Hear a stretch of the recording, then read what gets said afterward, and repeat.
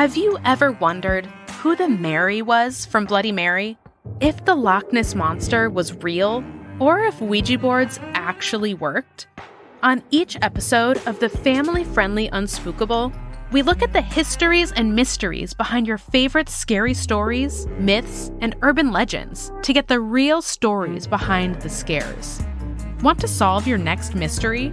Find and follow Unspookable now wherever you get your podcasts.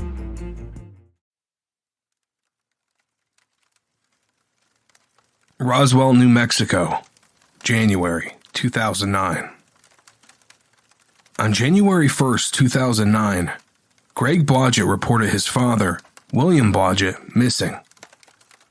Greg was concerned that something had happened to his father due to the fact that no one in his family had been able to make contact with William since midday, December 23rd, 2008. Greg lives in Maryland, and the only family that lives in town besides William is his ex-wife, Joan Blodgett, who called Greg today, telling him that a note had been left on her door from Barbra Brown and Mona Nichols, stating they had not heard from William since the 24th of December. William was originally supposed to be feeding Joanne's dogs while she was out of town. Mona Nichols, who describes herself as William's girlfriend, stated she had last seen and spoken to William on December 23rd, at about 11 a.m. It was a warmer day than average, especially for a winter day. Apparently, William had a problem with his tenant in the front part of his home, accusing a man named Tony of stealing William's wallet. It was shortly after this fight that William apparently tried to evict Tony, but investigators were not aware of the results of that action, or of the stolen wallet information. Both Greg and Mona mentioned Jerry Soray as being William's best friend, but neither had his contact information. Police gathered information regarding the last known contacts with William Blodgett. Then a welfare check was made to his home. After arriving and knocking on the front door, it opened on its own. The simple weight of the knock pushing the door open. There was a smell. Welcome, listener. I'm glad you're here.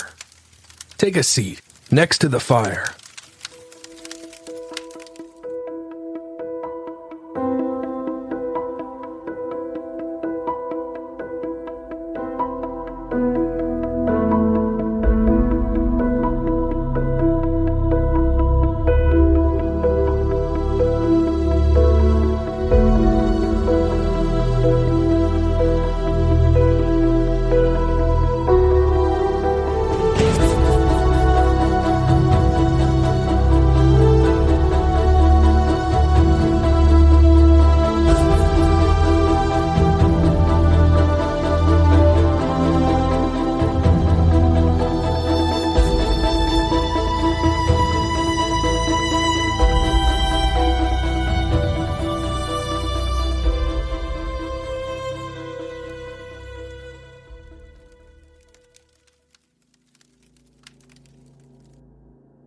The home was cleared by the responding officers. The residents appeared to still have personal belongings, including clothing and some letters. The living areas appeared to have been abandoned for at least a week. You could smell rotten food and hear buzzing flies. There were dead vermin on the ground. The home, while messy and dirty, did not appear to have been searched through, nor was there any sign of foul play. The back of the home was also checked where William's vehicle was parked with no signs of foul play. But it was clear something was amiss and a man was missing. On January 5th, Detective Rusty Briscoe was assigned to the case of missing person William Blodgett. Detective Briscoe started by randomly visiting and passing by William Blodgett's home. Briscoe did not observe anyone entering or leaving the residence. Blodgett was entered into NCIC as a missing person. He was also entered in the Department of Public Safety as a missing person. Detective Briscoe obtained a copy of Blodgett's dental records and x-rays, and had a copy sent to the Department of Public Safety. William Blodgett was 69 years old, about 5 foot 9 inches tall, and 165 pounds, with gray hair and brown eyes when he went missing. After being sued for divorce, he lived in a residence in a bad neighborhood. He left all of his possessions behind and lived in a sort of squalor. A search warrant was served to track phone for Blodgett's number, and Briscoe learned that they could not provide him with any new information that would be beneficial to the investigation. Briscoe searched the local area in and around the neighborhoods where Mr. Blodgett lives, talking to neighbors and friends, and none of them had any leads. Detective Lisa Brackeen interviewed a Mr. Tony Peralta. No new leads arose from that interview. Tony Peralta was the man first mentioned at the start of the episode. Apparently, Tony was accused of stealing William Blodgett's wallet shortly before he went missing. Because of this dispute, William was in the process of having Tony evicted before he went missing. A promising lead, no doubt, but a dead end that proved to be a waste of time, with Tony having a solid alibi. Briscoe interviewed Barbra Brown and Mona Nichols and learned that the last time they saw William was on Christmas Eve. Next, the detective had a cadaver dog in and around Mr. Blodgett's residence, but was unable to get any leads or hits from the dog. Briscoe contacted Pioneer Bank, where Mr. Blodgett has a banking account, and learned there had not been any activity other than deposits from institutions, but no money has been withdrawn from his account. Nearing the end of his rope, Blodgett contacts the FBI, and they agree to get a DNA profile of Mr. Blodgett so that it can be sent to the Missing Persons Clearinghouse. Detective Briscoe felt defeated by the case. It was like Blodgett had fallen off the face of the earth. And just like that, like many cases before it, the case went cold. With family members and friends left to wonder what happened to their loved one. Days, weeks, months, years passed. There were no new leads. On October 6, 2017, the Roswell Daily Record published a Crime Stoppers roundup of cold cases in the Roswell, New Mexico area. One bulletin read, William Blodgett was last seen at his Roswell home on December 23, 2008, and has not been heard from since. Mr. Blodgett is a white male with brown eyes, gray hair, 5'9" tall, and 165 pounds, and was 69 years old at the time of his disappearance. His family is still looking for a safe return, although foul play is expected. And after that, well, the memory of William Blodgett began to fade.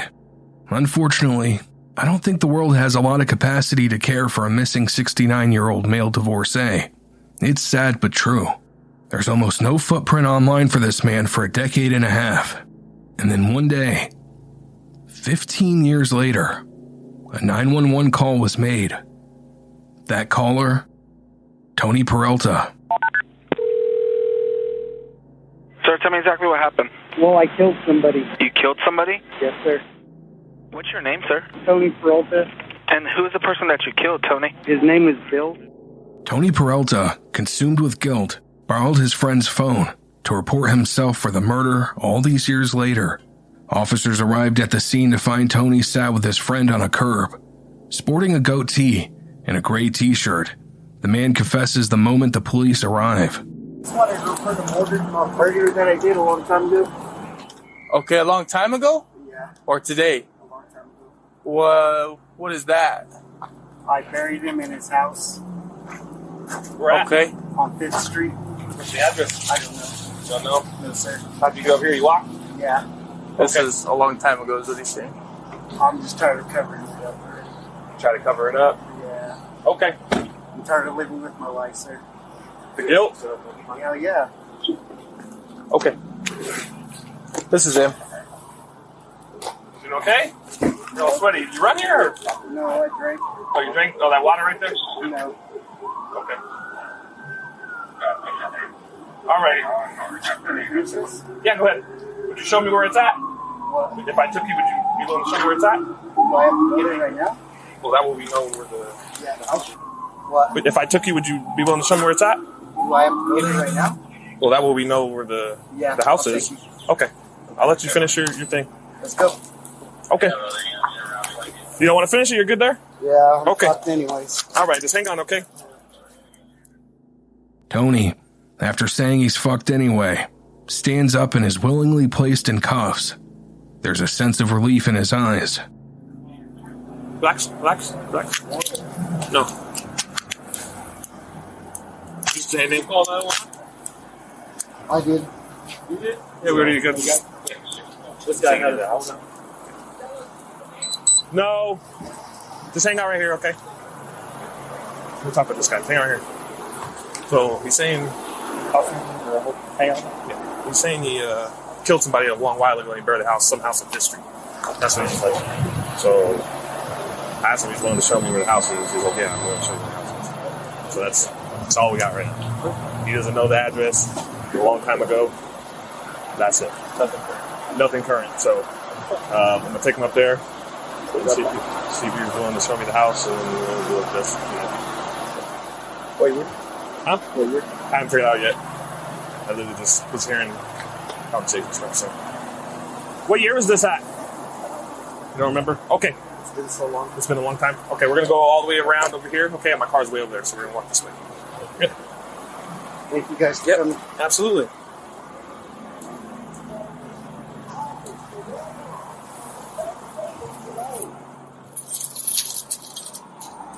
Thank you for coming. Yeah. Once I get your name, or once I get you in the car, I'm going to get your name and stuff, okay? The scene of the arrest looks like any sunny day in a strip mall-infested area. What every town and minor city across the United States has become. A row of gas stations, a Sam's Club, and random fast food chains are the scenery. Sometimes you have to take a moment and soak in how ugly it all is. Somehow the confessing murderer is the most human element in the center of this retail hell. We're going to the passenger side here, okay? Is it on East 5th or West 5th? East side? Okay. Just hang out that tire, okay? Do you have anything on your person besides your switchers? Mind if I check you? I don't give a fuck. Okay.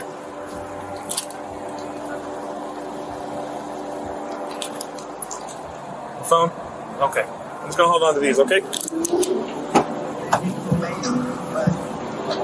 Have a seat for me, brother. Okay, will you give that stuff back to, That guy? No, they belong to my sister. She lives right there down the street. Okay. I left the house. Okay. All right, we'll address it. Have a seat, okay? I'm gonna roll the window down for you.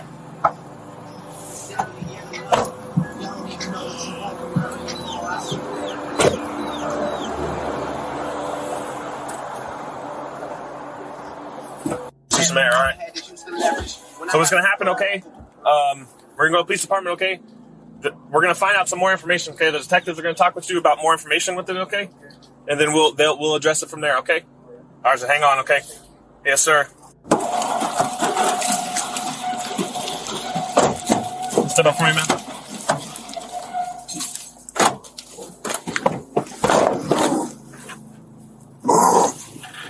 Fucking hurts, dude. What hurts? My fucking handcuffs. Okay, we're gonna get them off here right now. We're gonna go this way. Tony is placed in the squad car and driven to the police station. The goal is to get as much details as possible from the confessing man. On arrival, Tony's demeanor is somewhat changed. After exiting the vehicle, and I'm sure you heard, Tony growls and then complains about his cuffs.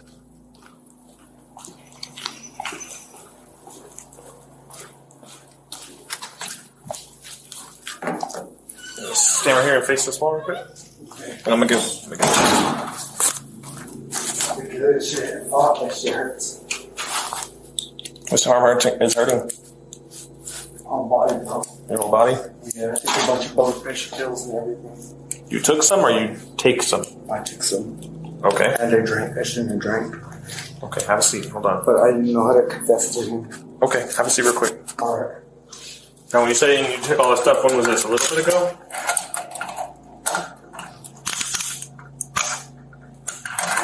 When you took the pills and the alcohol? Yeah, I needed my pills. When was this that you took them? Was it earlier this morning? Yeah, and I wanted to drink some alcohol. Okay. Because I wanted to confess. Okay. Hang on, let me go lock my car quick. Hold on. As you just heard, Tony took an assortment of pills and swallowed them down with alcohol, enough to make his entire body ache. This to build the courage to finally confess. Next, he sat at a table in front of a video camera. Behind him, some soundproofing foam.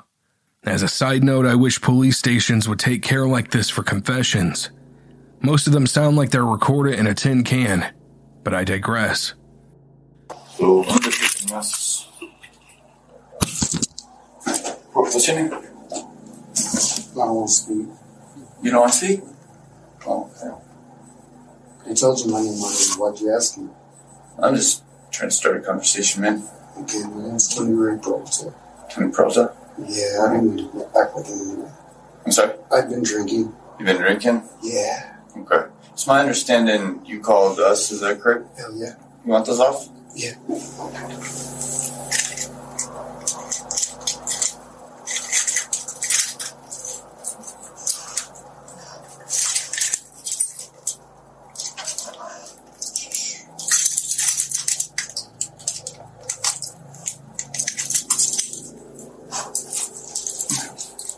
So, you called us, but it's kind of mixed messages. You have handcuffs in here. I killed somebody, dude, and I buried him. Okay. Right here, are you making? Do you feel like you're able to leave if you wanted, or do you want to be here? Hell yeah. You want to I confessed to a murder. Okay. One thing I find interesting is Tony's change in demeanor. Both times he's been cuffed. He gets agitated and acts like he's not going to cooperate. The cuffs come off and he's back to being open and confessing. Makes me curious how painful and tight those cuffs are on his wrist. Okay. How much are you ready to drink today? A lot. A lot? Yeah. When you find his fucking body, dude, it'll make you feel better.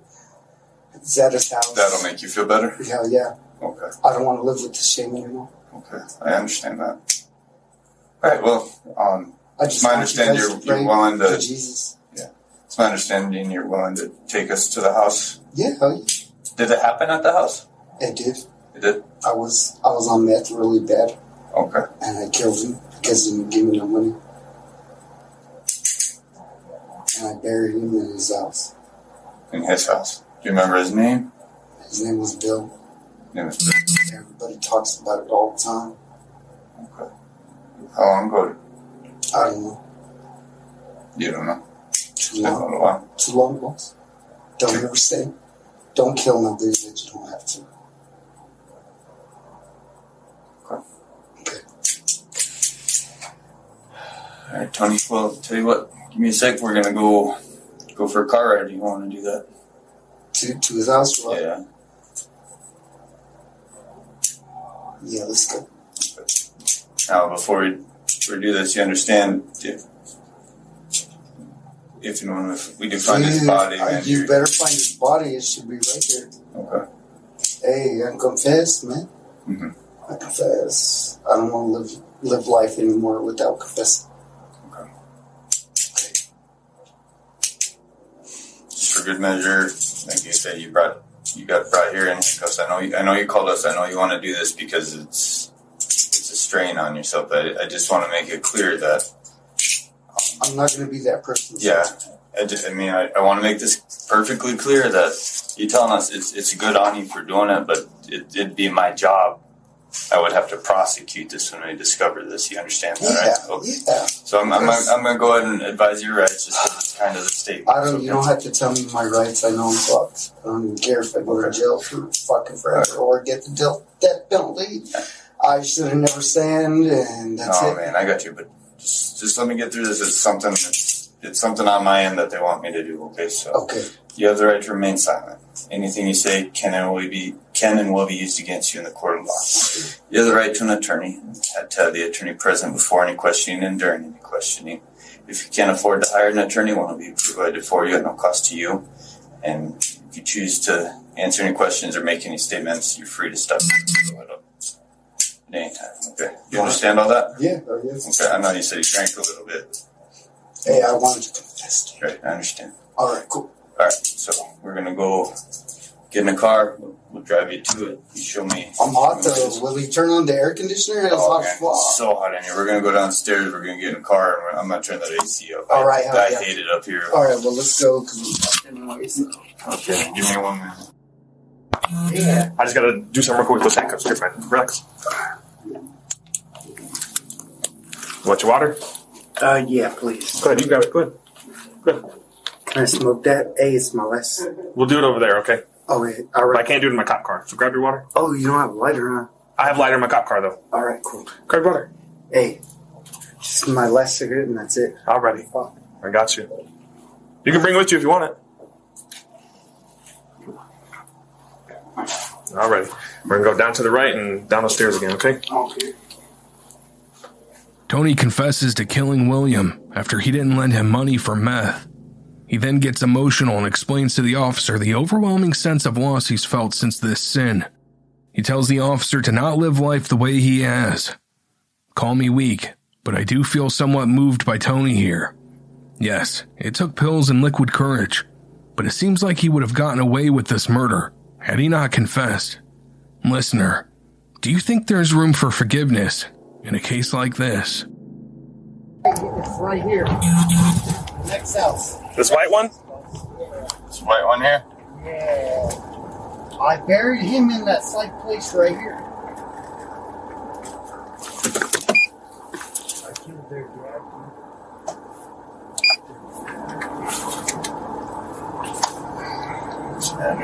That Here, hey, you see this side door right here? Uh-huh. I buried him right there. Okay. Like in the little building? Yes, sir.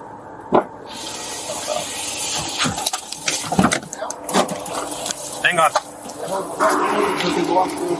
I'm sorry? Why didn't they smell his body? I don't know. Hang on, okay? On a morbid field trip to 5th Street, Tony finds the residence. He chillingly explains, "This is where I killed their dad." Years earlier, cadaver dogs were used to search this exact location. I guess even canines have their off days. In the next clip, you'll notice that Tony gets combative again. Part of me wonders if the cops should remove those cuffs. Tony, Yeah. here's the deal, brother. We need some more details All right. What do you to want? be able to prove it. Okay. So let's start at the beginning. Okay. What year do you think this was? I don't remember. How old do you think you were? I don't remember. What does the victim look like? Or what I did the don't victim remember. look like? What do you mean you don't remember? I don't remember. I just know that I killed him. Why do you know that? Because I know that I killed him and I kept it a secret. Okay. Why did you keep it a secret? Because I didn't give a fuck. How long have you been keeping it a secret A for? long time. Like how long? I don't know. Like 7 years maybe. Yeah. You see how all your answers are I don't know? That's what we're having a hard time with. Well, I said I did it. Yeah. But we need a lot more detail than that in order to get the full picture of it, right?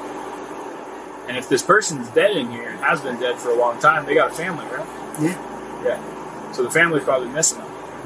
They probably deserve answers on what happened, right? Yeah. So do you want to give them that? I was high and I didn't give a fuck.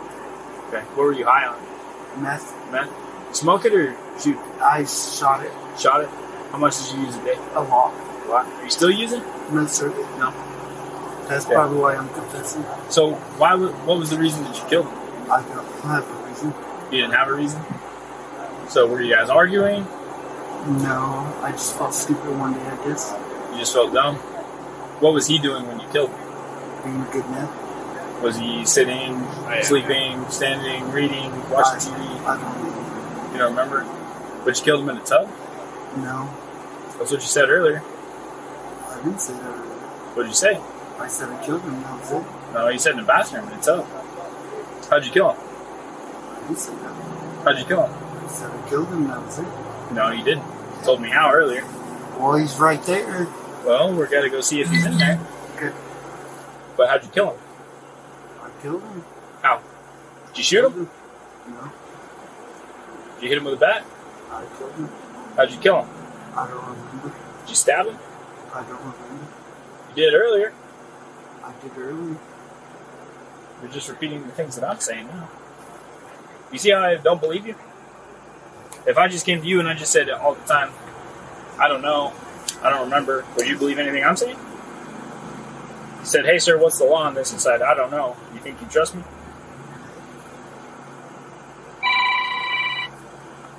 That's why I'm having a hard time trusting you. I know, I said I killed the person that's in the house. Yeah? We're going to go try and find him. Okay. But I don't have the details on where he's at. I told you where he was at. Where's he at inside the house? I don't know. Huh? Where's you bury him? On the side house right there. Okay. What part? The part right there? Yeah, but what part of that room? The left side. The left side? Yeah, if you pull the board up and dig them up. Okay. On the left side of the building? Yeah. So that's towards the courthouse? Yes. Okay. Which way is his head pointing? I don't know. Which way are his feet pointing? I don't know. How is he laying in there? He's just dead. How deep is he buried? And not very far. Not very far? Nope. Are we talking like inches? Yep. Or like feet? Inches. Inches. Yep. You'll find him. You think he's decayed? Oh yeah. How long do you think it's been? Too damn long. Too damn long? Yes, sir. What was he wearing? I don't remember. Was he wearing clothes? Yes. Or did you bury him naked? I buried him with clothes. With clothes? Yes. Did he have shoes on? I don't remember. Did he wear glasses? I don't remember. What type of person? Was he white? Was he Hispanic? I think it was white. Black? I don't know. You don't know what he was? Mm-hmm. And you don't know his last name? No, sir. How old do you think he was? Old. Like how old? I don't know. Like if you had to guess. How old are you? Old. 37. Is he older than you? Yeah. How old are your parents? My parents are dead. How old would they be? I don't know. You don't know. I don't Over fucking know. 50? I don't know anything. Okay. Are you under the Besides- influence of anything right now? Yeah, I'm drinking alcohol. You've been drinking? Yeah. You want to wait and talk to us once you're sober? Yeah, can you take me to the police station or what? No, we're going to leave you here for right now. What do you mean? Because we got to do this. So you're going to stay here. Okay. If we find something, then obviously we'll have more to talk about. Alright, cool. But we need details to start working on this. So if you I can already think gave you every single detail. right, but there's a lot of I don't know. So I'm saying if you start to remember those things, let Alright. somebody know. Alright. Okay, first thing. Okay. Okay. Otherwise, you're going to stay here for a little while. Okay. Okay. And if this is a lie, you're going to be charged with false reporting. Okay. Okay?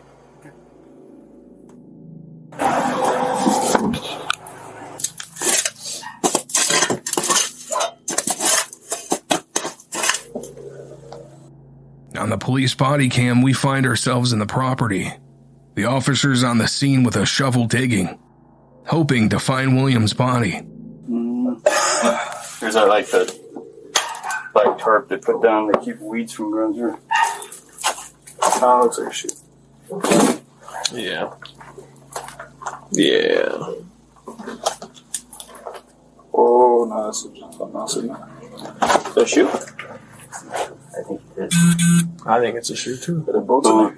And it's starting to pour out.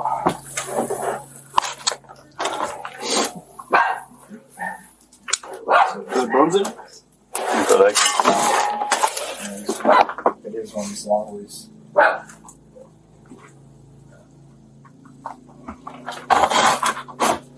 do you want Tizzy to come help you?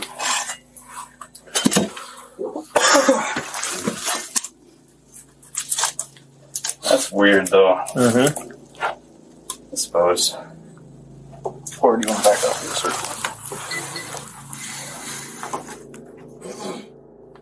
In the footage, you can clearly see a boot half buried in the dirt. One of the officers seemed particularly hesitant to believe they've actually found remains. Seems the surrealness of the situation may have him a bit cynical. Let's pull this out. Let's see out. Let's see where you can get it with the shovel.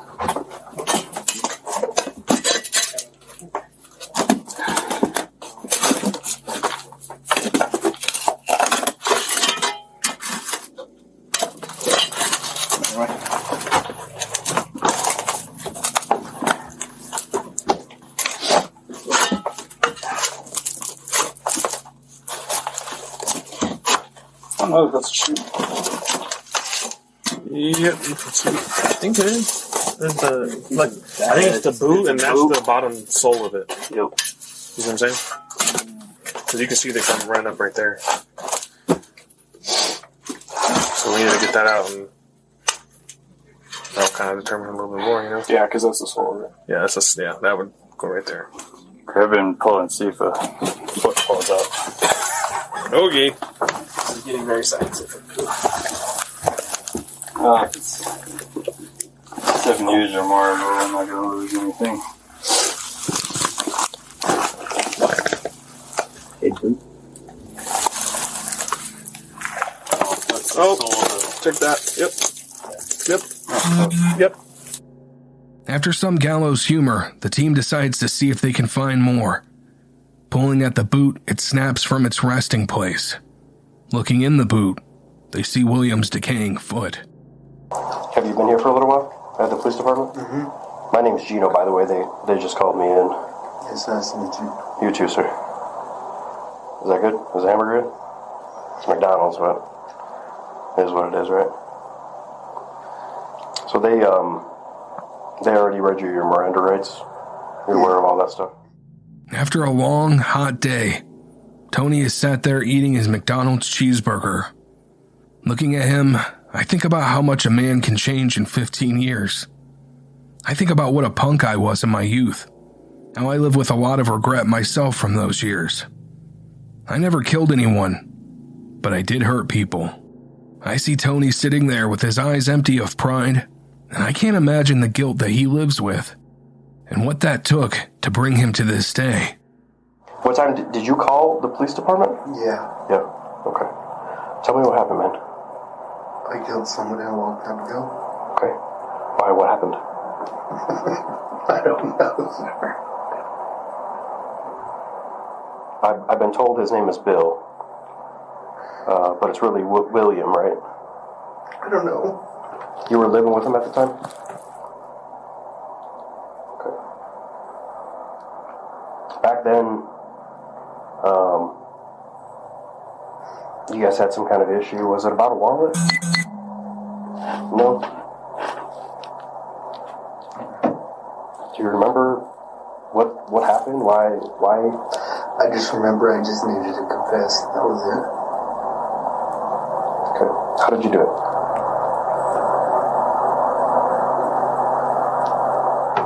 Do you not remember, or you just don't want to say it? I just don't want to talk anymore. Okay.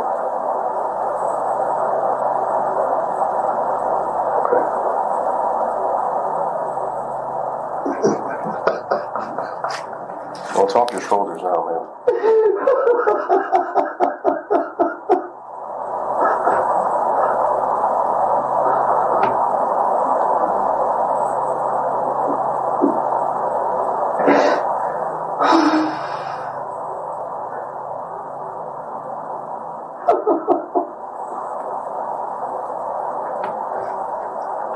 Thank you, brother. You're welcome. You're welcome, no problem. Tony breaks down, his face red and stained with tears. But he can never undo the awful thing he's done. Confessing is at least the path at setting things right for William's family. It's hard to hear, but in a moment, Tony will tell his interviewer that he came forward because his heart hurts. You know, I wasn't around back then, 2009. So, you know, my own curiosity is, you know, I want to know. And, you know, I can read the reports from back then, and that's why I said the wallet thing, because that's what we were told. I know he was an older guy, and I know that you were living with him, right? You guys were roommates. He owned the place, right? I don't know. But he allowed you to stay there, like you were kind of renting. Did you pay him money to live there, or? I don't remember. He just, okay, but you guys were living together. All right.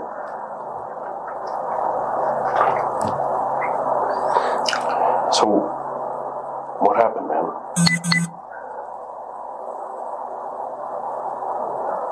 I don't know. Do I look familiar to you? No? You look real familiar to me. I feel like we've talked before. Maybe I've just seen you around town.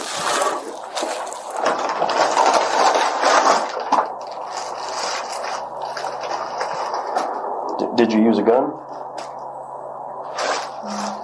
I don't remember. Okay. Well, how about this one? Why don't you tell me why you decided to come forward? Because my heart hurts. Okay. It's been eating at you for a while? Fuck yeah. Okay. I know this is probably a big hard decision you had to make. You've been thinking about it for a while? Every day.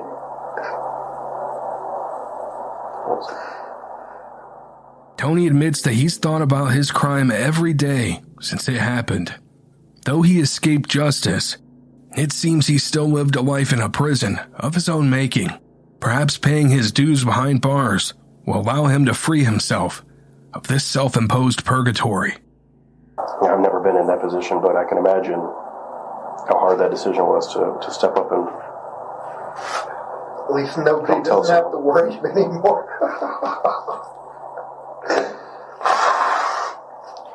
Yeah, I mean, I can imagine his family. You know, he was an older guy, but, you know, his family never knew what happened. And that's kind of where I stand, because I want to be able to tell them, you know, what happened. Tell them that he was a good man and I should have did what I did. You know? Okay. Yeah, it was... His son is the one that reported it to us back then about not being able to get a hold of his dad. Why didn't anybody say anything after that? Why didn't everybody just let him fucking slide? What do you mean? I don't know.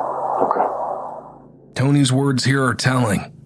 He asked why everyone let the crime slide for so long, why the knock never came at his door. It appears that Tony spent a decade and a half waiting for the hammer that never fell. Perhaps he spent lonely nights desiring his much-deserved punishment.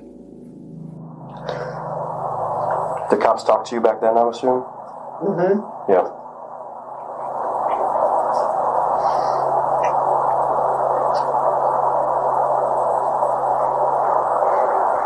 Give me little details, Tony. What happened? Do I have to speak or what? No, you don't have to, man. I'm just talking to you. You don't have to tell me anything. You don't. You don't. I just want to know the story. I'm sure the family wants to know the story. You know, things... He was always good to me, and I took his life for no reason. And I don't have an excuse. What did you A lot of people have an excuse. I don't have one. What did you use to kill him? I don't remember. Do you remember if it was some type of weapon or your hands? I don't remember. All I know is that I buried him and I shouldn't. One of the officers told me that you had said it was some type of sharp object. Maybe like a knife or a screwdriver or something. I don't remember. Okay. And again, you don't have to talk to me, but please don't lie, because there's no reason to lie anymore, right? I killed him with a screwdriver. Okay. And is that screwdriver around anywhere? No. Okay. Because I know it's been a long time. Yeah. You got family in town here? Yeah. That's why I wanted to confess, for they don't, nothing happens to them. It was my fault for my sin, Nobody else should suffer except this. Your parents still around? No. Okay. Tony seems to draw the line at explaining what exactly happened. He finally admits to using a screwdriver, and at that point sits back in his chair and stares off into the distance. I am not a psychologist. This is purely armchair speculation. But listener, do you think Tony could be suffering from a form of PTSD alongside his overwhelming guilt? So no reason. All right. So I kind of went back there and looked at it in the area. There's some cross members on the floor. Were those there when you put them in there? No. Okay, so it was just an open space at the time? I don't remember. You don't remember? It was in what? Like cross members. Like if you were to pull up the floor, there's like joists, like braces. Uh-huh. You know what I'm talking about? Like that go diagonal that the floor sits on? No. Those weren't there? I don't remember. Okay. Did you have to, let me say this, did you have to dismember his body to get him in there, or did you just put him in there whole? I don't remember. It was a long time ago. See, Anyways, I already confessed, man. No, well, see, I need to know this information because I'm going to go and dig him up, all right? And thought they already dug them up. No. We went over there and looked at it. We haven't even got started yet. That's a. Are they going to take me to jail? It's a process. I don't know, man. I don't know. We have to talk to the district attorney's office. So I'm going to be stuck here all night or what? No, not all night. No, but we got to talk to the DAs. They're the ones that ultimately make the decision. But those cross members, like, there would be no way to put him in the ground without dismembering him. That's just my curiosity is what I'm facing. Okay. All right. Is there anything that you think I should know that you want to tell me before I take off? Everybody knows everything already. On August 23rd, 2023, Tony Peralta was convicted of second-degree murder. He was sentenced to a poetic 15 years in prison. And, listener, something tells me these 15 years will be easier than the last. And that's it for this episode. I want to ask you, listener, how do you feel about Tony? It does seem, at least to me, that he's genuinely remorseful. But at what point is remorse enough? Remorse will never bring back William. He's dead, he's gone. There's nothing you can do about that. And his family spent 15 years wondering where he went. And I'm sure plenty of his family members were deceased before they could find out. Is Tony's sentencing enough? Is 15 years enough? I'm genuinely curious by what you think about this. Because I'm torn. He didn't seem to enjoy these last 15 years. In a way, after he serves these next 15 years, it's really like 30. But man, murder. It's really difficult to forgive a murder. Especially, he mentioned using a screwdriver. That's not an easy way to go out, I'll tell you that. Screwdrivers are dull. But yeah, was his 15-year sentencing enough? And do you feel bad for Tony? Do you feel that he's genuinely remorseful? Thank you for listening, and keep the fire burning.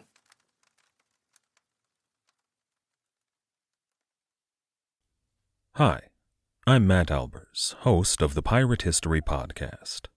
The men and women of the golden age of piracy are some of the most infamous and often misunderstood characters in all of human history. You know their names: Captain Morgan, Anne Bonny, Henry Avery, Mary Read, Captain Kidd, Blackbeard. But do you know their stories, their real stories?